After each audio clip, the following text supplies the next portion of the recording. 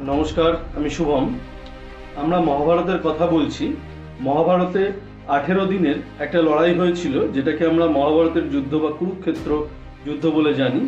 কিন্তু তার অনেক আগেই কুরুক্ষেত্রে এক বিশাল যুদ্ধ হয়েছিল, যে যুদ্ধটা 3 বছর ধরে চলেছিল। সেটা সম্বন্ধে আজকে কথা বলবো। আমরা মহাভারতের কথা বলতে বলতে শান্তনুর সত্যবতী বিবাহ পর্যন্ত আমরা বলেছি। এই শান্তনু সত্যবতীকে বিবাহ করার পরে তাদের দুজন সন্তান হয়। এই দুজন সন্তান ছিলেন একজন চিত্রাঙ্গদ আর একজন বিচিত্রবীর্য। এই চিত্রাঙ্গদ মহাবল পরাক্রান্ত ছিলেন, অত্যন্ত শক্তিশালী একজন তরুণ বয়স্ক যুবরাজ ছিলেন।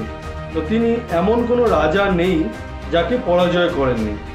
তো একবার চিত্রাঙ্গদ বলে আরেক ছিলেন গন্ধর্বরাজ, যিনি কিনা স্বর্গে বাস করতেন। তো তার সাথে চিত্রাঙ্গদের অর্থাৎ ভীষ্মের যে ভাই, শান্তনুর যে ছেলে, তার যুদ্ধ হয়েছিল।